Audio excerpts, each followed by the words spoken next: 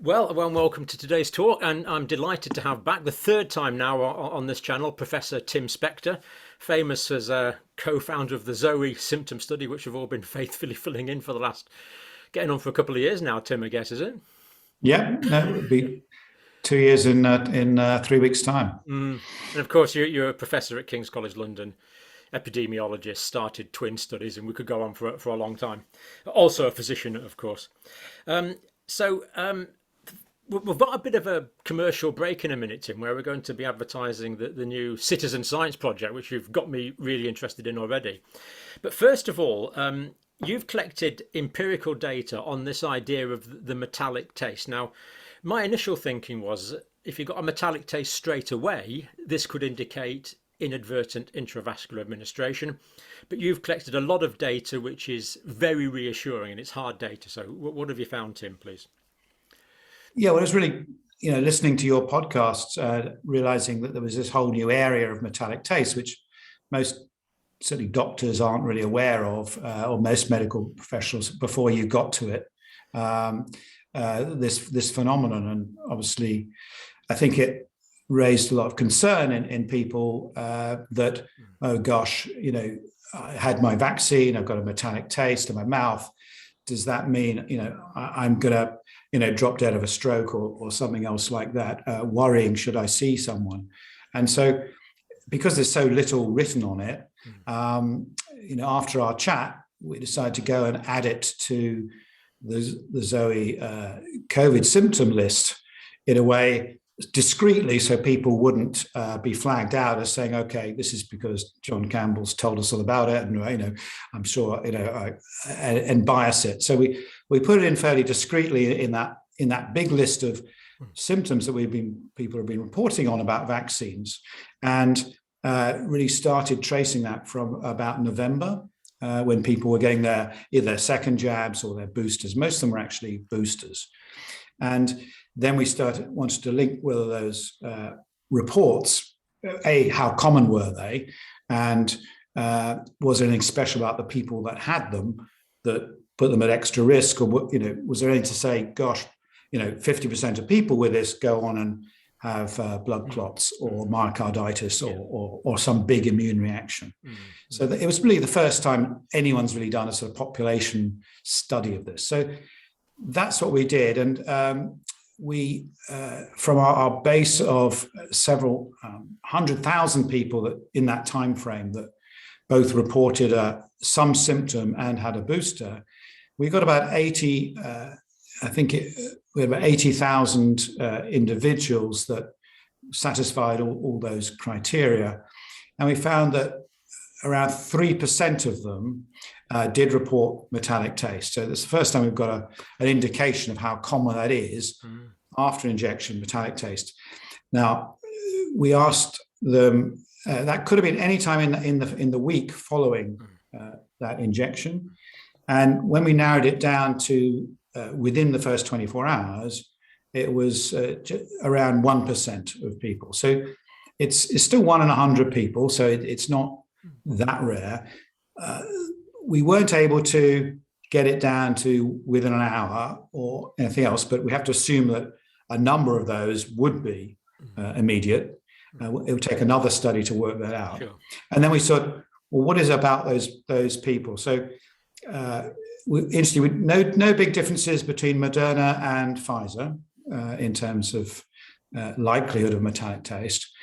There was about double the risk in females. So females reported both metallic taste nearly twice as often as males. No big age differences, interestingly. And we also looked at bleeding at the site of injury, which was again reported similar sort of numbers, because I think we'd had some discussion that could be a factor just to look at, see if there's anything interesting there. Then we got all these. So we're talking. I haven't got the exact figures, and maybe you might be able to share some of the slides later. But sure. How many thousand people? But certainly, it's a very big sample of people, and we looked. Several thousand that had metallic taste within the first 24 hours, and we used, in a way, as a control group, those are metallic taste later. because we think Yeah. it would be a different mechanism. And therefore, all kinds of reasons people get metallic taste, but in a way to reduce the biases, we had sort of several thousand early, several thousand late. We thought that was a good way of looking at it. And then just to see what was there a difference in their reactions. And we did find a slight correlation between people reporting bleeding and metallic taste. But there was no increase in severe immune reactions in the early metallic tasters versus the late metallic tasters. So it meant that because we define severe reactions as people having 5 or more systemic reactions. So this is things like fever, headaches, shivering, rashes, this kind of stuff. That we've all seen people get those reactions, and if a substantial number of those metallic tastes, in a way, were early on, and as we believe, giving an extra dose, you might have expected that would have really pushed those numbers up. So no difference between our sort of control groups in terms of that. There was a slight increase in chance of having a systemic effect at all, but it was no more than if you'd had reported just having a painful arm. Right. So it was sort of, it was there, but it wasn't sort of a massive difference to, after a Pfizer, a lot of people got sore arm. In a way, it wasn't physical, it was actually a local immune reaction. It sort of showed that the vaccine had worked. Yes, yeah, absolutely. And it was a good sign, really. So that was reassuring. And then we compared to all the other side effects and did a sort of cross correlation. Was metallic taste, how did it compare with anything else? And really nothing else really stood out in that way. So I think in conclusion, what we found is that metallic taste is actually quite common. Less than 1% of people have it early on. We don't know exactly where that is. So that's less than 1 in 100. Maybe of those, it's less than 1 in 200 have it within the first hour. And I think we're not ruling out that this is associated rarely with some of these consequences that you and others have postulated. But I think we're saying that most people who get metallic taste in the mouth are not at high risk of side effects. And I think that's hopefully the reassuring message for the people listening that might have said, oh gosh, John Campbell said, watch out for metallic side effects, and I'm still waiting for something horrible to happen. The chances are it's not going to happen, and it does seem to be quite a common occurrence in people having injections. But again, I don't think it necessarily means we should change any of the advice that you've been giving, and that our advice on aspiration, but hopefully just puts it in a bit of context. Sure. So the people that would have the immediate taste in the mouth, which could be potentially caused by inadvertent intravascular administration, were a subset of the early group. And I think it's very clever the way you compared both. Such is the power of numbers and statistics and large data sets. It's so if I've caused anyone undue anxiety with that, I unconditionally apologise about that. But it was interesting. But on the same tack about inadvertent intravascular administration, of course, Germany now is recommending aspiration. So it's more to come on that, but certainly I'm reassured by Tim's data, and apologies if I've caused anyone any anxiety on that. So thank you for doing that, Tim. And of course, you did tell me about this ahead of time, so we had to keep quite an effort to keep quiet about that for 6 weeks. But I'm proud to say I managed it. Yeah, and it just shows the power also of citizen science that absolutely you've got tools like this. You can answer these questions that would normally take years, and you have to write lots of grants and other things to find out. So I think this is what's really exciting about this way of doing science. Just before we come on to this interesting new opportunity for citizen science, shall we say, case numbers are actually still pretty high, Tim, on your data, really, aren't they, in terms of symptomatic infections? and yet hospitalizations are still going down gradually. Intensive care admissions are going down gradually. Deaths are starting to go down slowly. Is this the move into endemicity now? Is this becoming predictable?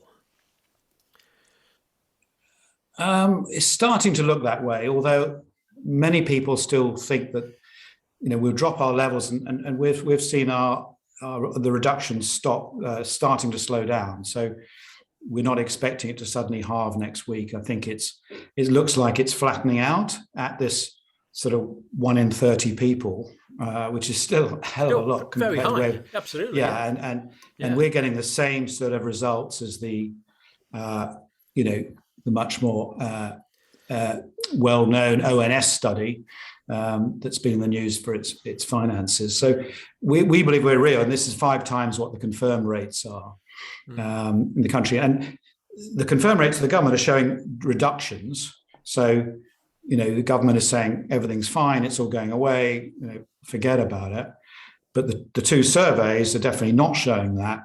And our data, which is always a bit ahead of the ONS, is showing this is slowing down, and it's probably going to stay fairly stable. And we are reassured by the hospitals and the death rates, which I'm agreeing with, are definitely reduced. But I think big question in everyone's minds is, what about long COVID?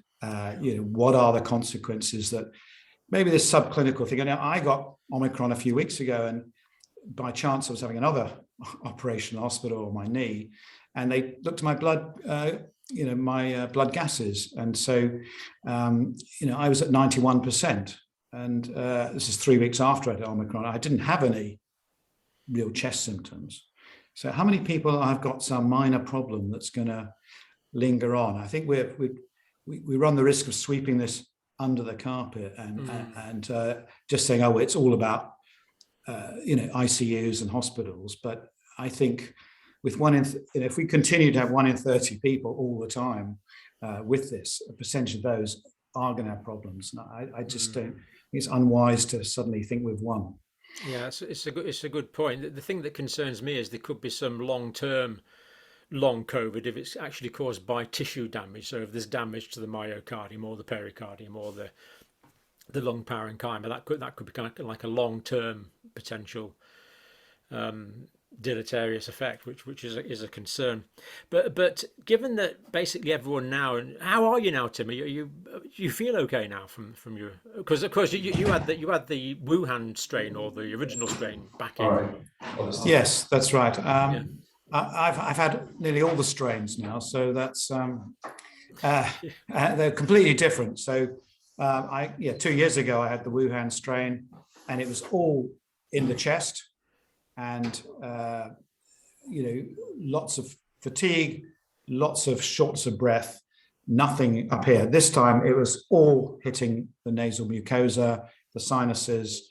That sort of cleared up, but I was left still with a lot of fatigue, and was still unwell for about 10 days. So very different, but in the end, both took me out for a couple of weeks, interestingly. And so you'd had the infection, and presumably you'd had 3 vaccines as well.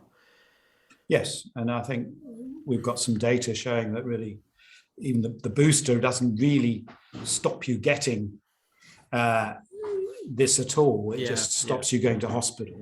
And I think but who knows what the next variant will bring? Hopefully the boosters will stop you getting that. But there's this whole theory about how the immune system in the nose, the mucosal compartment, different antibodies that the vaccine doesn't protect you against.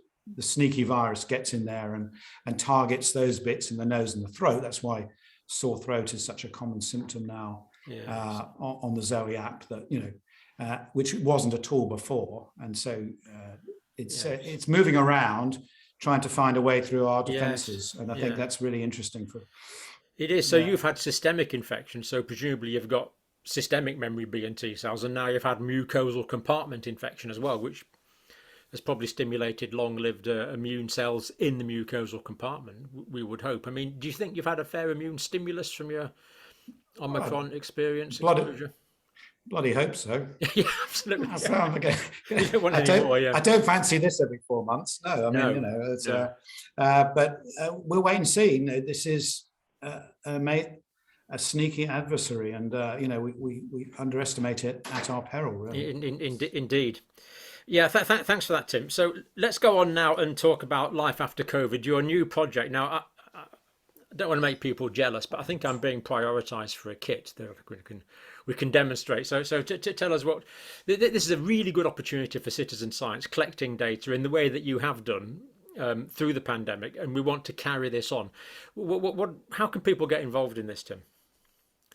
Well, there's sort of two projects which we've been talking about, John. So one is that we want people to continue logging on to the Zoe COVID app, because we are not just doing COVID now, but we're broadening it to use that amazing teamwork we're doing together to combat dementia, cancer, heart disease, mental health issues, and musculoskeletal. And we think we can do this in just the same way that we've been doing with COVID, in a totally innovative way. And that's totally free to subscribe. And we're getting people now to log in and fill in real more detailed health questionnaires, and getting another snapshot of lifestyle, things like your diet and your snacking habits and other little things like this. So really do go back if you've come off the app and look at these other features, because I think this is going to be valuable to the individual as well as the whole science community. And we want to keep that going, really important. And the other project is that we're announcing today to the people who are already on the Zoe waitlist, who've gone to the joinzoe.com website, that we're finally, after years and years of research and a lot of time because of COVID, bringing the Zoe nutritional product to the UK. And so it's already in the US, and people can purchase it in the US. And this just is a way of personalizing your foods for your body.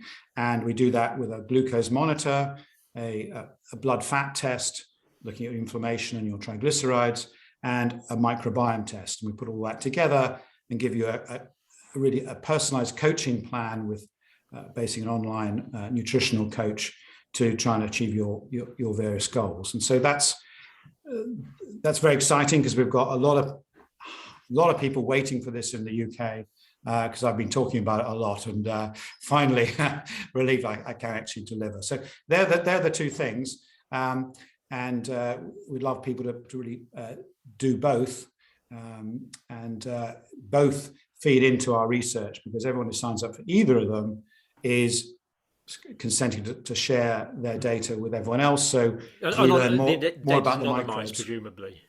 Yes, of course, all the data is very safe. It's not given to third parties. It's anonymized, but it is incredibly useful, because it's the power of big data that allows us to personalize it for the individual.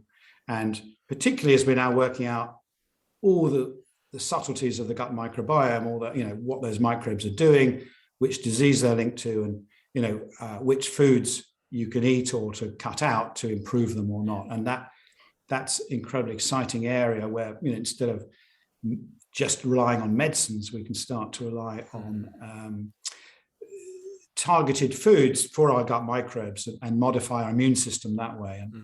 And I talked about last time about how important our gut microbes are for in preventing against COVID, but that's just as an example of how it can help in all kinds of chronic diseases. Mm-hmm. So the app's going to be available to our friends in the States and Canada and all over the world, is it, Tim? Is that the plan?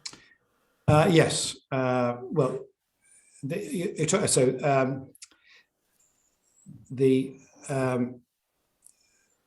The wider health study is currently just in the UK at the moment. Right, but the app is anywhere. But the personalized nutrition side of it is available in the US and shortly in the UK. Got it. Got it. So this is what I haven't understood until actually I started reading your books. That, for example, when tell us what happens when you eat bread versus when you eat pasta, Tim. That's a great example.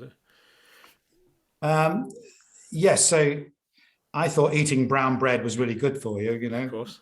Hovis, etc. Yeah. We were brought up on this, but it turns out it's the worst possible thing for me, because it gave me an enormous sugar peak, and that meant that there's more inflammation in the body, and that I was hungrier 3 hours later than I would normally be. So I'd probably, over the course of the next 24 hours, eat more, and it was bad for my metabolism. And so that would then have an effect on my gut microbes, etc. So whereas my wife, who I also tested, really annoyingly could eat as much bread as she liked and never got a sugar peak. And so personalizing foods in this way allows you to tailor, what is the best breakfast. So I no longer have porridge oats or carbs or, muesli or bread. I have yogurts and nuts and seeds or a boiled egg. Yeah. And I find that suits my metabolism much better, means I'm not as hungry 3 hours later, don't have any big sugar dips, and enables you to help your weight without thinking at all about calories. And I think that's the magic of this. And the whole thing is how we can individualize everything and bring a holistic approach to how we eat. So it's not just what you eat, it's how you eat, how you sleep the night before, whether you exercise, or you're a morning person, evening person, all this kind of stuff. So it's a sort of equivalent research project. And we've done about 15,000 people, I think, so far in the US. So we have this huge database that's accumulating, linking diets, foods, microbes, and all these sugar responses. So, yeah, I think in a way it's an extension of this whole concept of people doing experiments on themselves to learn more without having to rely on, governments or agencies to tell them what to do or eat, because there's absolutely no one size fits all. We all totally unique in terms of our gut microbes. Absolutely fascinating. We can't say there's good and bad foods. We can only say there's good and bad foods for a particular individual. So I love this idea because we can collect huge amounts of data, and I can learn personally how to optimize my nutrition, the things that are actually best for me as an individual. So it really is a win-win situation, isn't it? I think so, and I think we're seeing this huge trend. The huge trend in restricted time eating or intermittent fasting that's been driven from the US, I think, but is coming to other countries pretty quickly, is really a reaction to that people want to control things themselves. They don't want to be beholden to some diet company or food manufacturer, or have a restrictive diet, or have a diet sheet given them from the NHS that's inappropriate. I think people really like the idea that they can do this themselves. It's empowering, and I think that's all part of this idea. In a way, the COVID app is also another sign of trusting the data that you produce or we produce together, rather than relying on totally on someone else to do it for us and deliver it. So I think it's very much a new era in healthcare that all of us want to take more control and learn how to do it. And I think whether it's, and these apps are just the ideal way to have this information two ways. And it's so versatile, as we've seen with metallic taste. And who would have thought would have done it? You say something, and then a few weeks later, you actually crunch out an answer on with 250,000 people. Absolutely. Database. So, last question, Tim. We know that an optimized microbiome can be achieved by a large diversity, particularly of plant-based foods, although not exclusively, but largely plant-based foods. That'll optimize my immune system. What else will an optimized microbiome do for my health and longevity? And why should I bother? We think it's pretty much related to everything that's related to your immune system. So it's a key regulator of the immune system. And if you think of it in that way, suddenly we've discovered a way that we can modulate our immune system without drugs. And just by getting greater diversity, changing the ratio of the good to bad microbes, which means that you should be able to reduce overreaction of the immune system with allergies, potentially reduce autoimmune diseases. The immune system plays a role in cancer in terms of immune surveillance, picking up those micro tumors, and so which we're getting every day. But our immune system, behind the scenes, does an amazing job of killing them early. So we're helping those guys, and of course mopping up all the problems of age-related oxidation and damaged cells.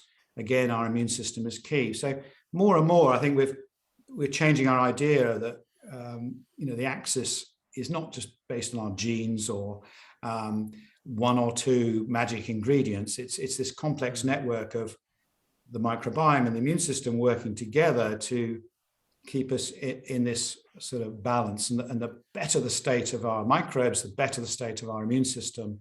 And I'd say it also affects things like mood, because microbes are actually really chemical factories that produce vitamins and hormones and everything to regulate our brain and keep us happy. So I could go on all day about enthusiasm about the gut microbiome, but I think we're just at the beginning of our knowledge. That's the other thing here. And we find out these microbes do things we never dreamt of before. And I've got a fighting chance of dropping 5 kilos as well, hopefully.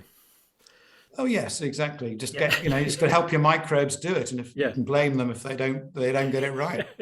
Perfect. I'm looking forward to my kit, and I will be showing it off as soon as it arrives, Tim. So Professor Tim Spector, founder of many things, physician, twin study expert, epidemiologist. We could go on. Thank you very much for coming on, and we'll put all the links, of course, and we'll keep us informed whenever you'd like to drop back on. Of course, you're always welcome. It's a pleasure working with you, John. Thank you. Thank you, Tim.